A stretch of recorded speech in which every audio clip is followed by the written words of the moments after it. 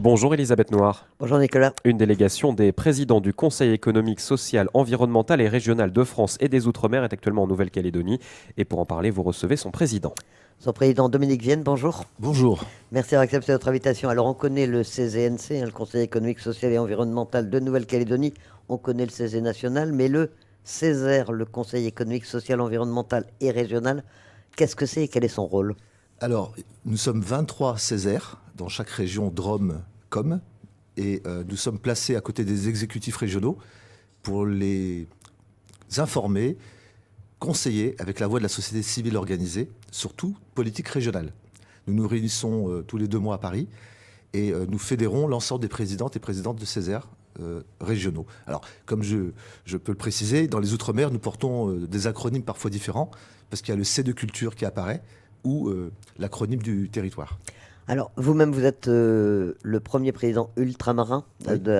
à occuper ces fonctions.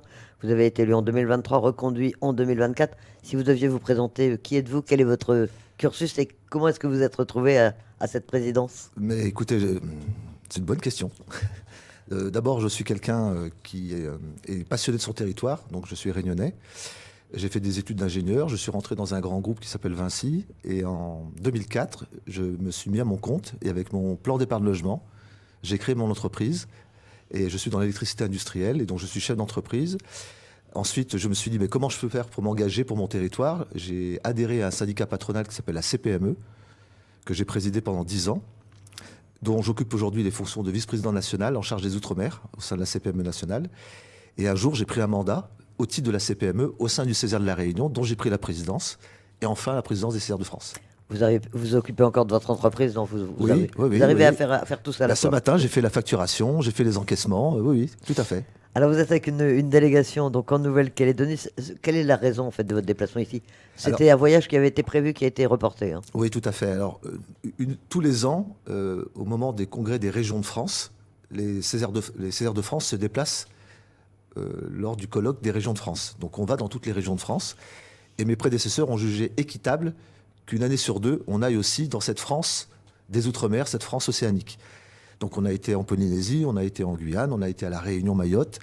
On devait aller en 2024, pardon, en Polynésie. En Nouvelle-Calédonie. En Nouvelle-Calédonie, excusez-moi. Les événements de mai ont fait que ça a été déprogrammé, mais j'ai tenu en tant que président à maintenir ce voyage qui a été décalé à maintenant.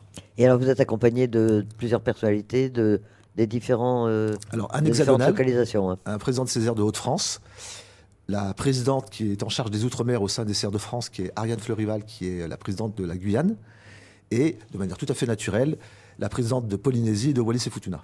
Alors vous-même, vous êtes originaire de La Réunion. Quel regard vous portez sur l'actualité relativement récente de la Nouvelle-Calédonie, sur ce qui s'est passé il y a 10 mois, les émeutes de mai 2024, comme on les appelle?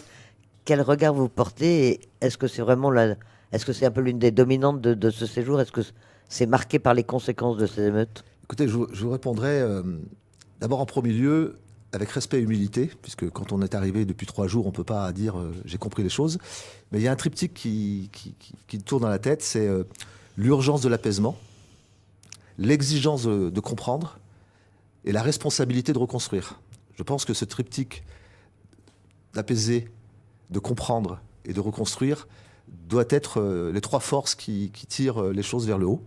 Mais encore une fois, je le fais avec respect et humilité, puisque qui suis-je pour avoir tout compris comme ça, en 3 jours. Maintenant, si on est venu aussi, c'est pour dire que dans tous les territoires d'Hexagone et d'Outre-mer, les conseils économiques et sociaux nourrissent et peuvent être facilitateurs de ce genre de situation. Pourquoi? Parce que dans nos assemblées, nous représentons toute la société civile organisée. Nous sommes un point d'équilibre entre les intérêts catégoriels, salariés, employeurs, associations, ONG. Et trouver des points d'équilibre dans les sociétés d'aujourd'hui, c'est rare. Donc nous disons, nous pouvons être facilitateurs pour être un point d'équilibre dans des moments où il faut converger, faire du consensus et non pas faire que des débats sous l'émotion. Nous aimons dire que nous faisons des débats sur la raison. Et ça peut être le rôle effectivement du CESE en Nouvelle-Calédonie. Vous en avez parlé, j'imagine, avec son président et avec les différents membres.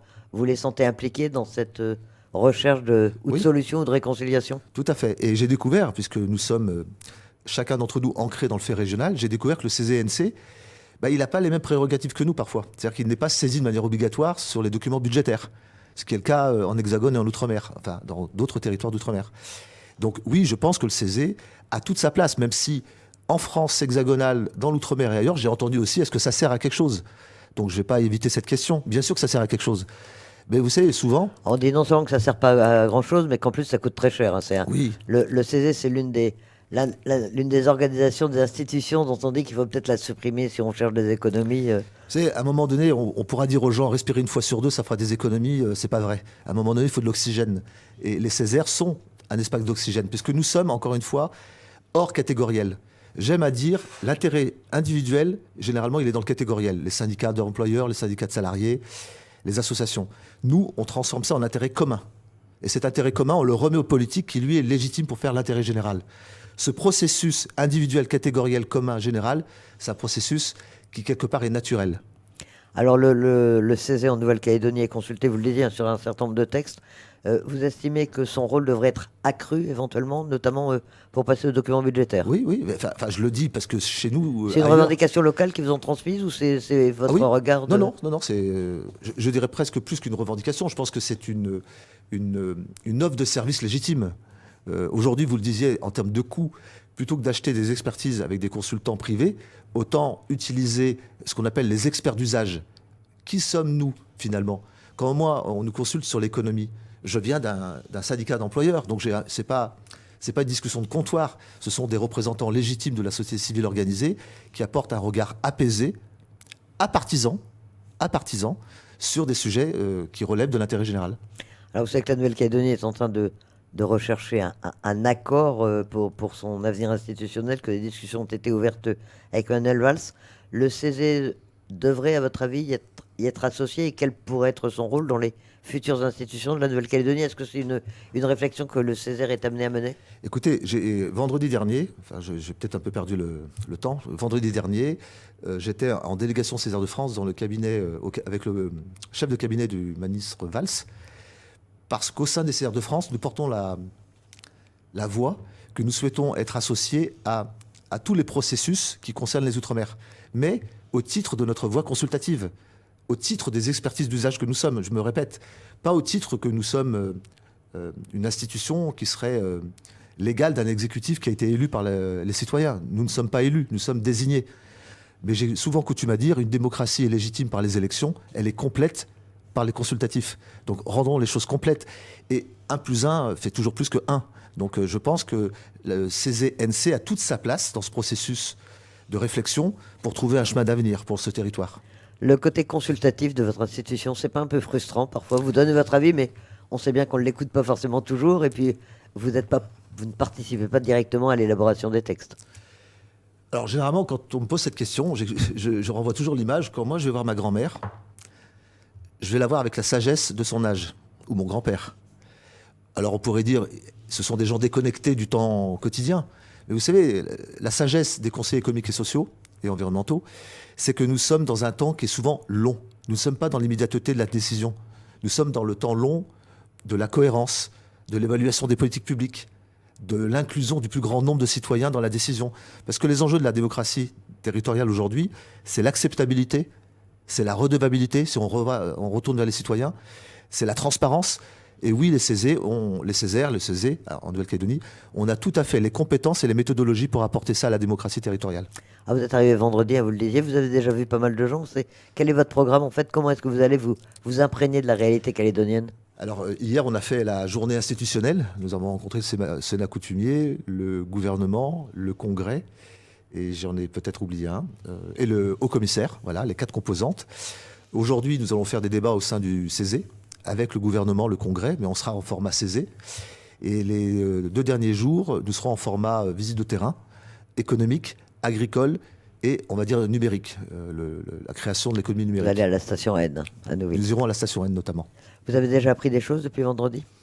Vous avez découvert certains aspects de la Nouvelle-Calédonie? Oui. Et je le dis avec humilité, je l'ai fait, pas qu'avec mes yeux, je l'ai fait avec mon cœur. En tant qu'ultramarin, je crois ressentir des choses. Je crois avoir des similitudes, puisque la Réunion a passé, je crois qu'ici on dit Bourbonnais, avec la Nouvelle-Calédonie, et un présent, pas qu'un passé.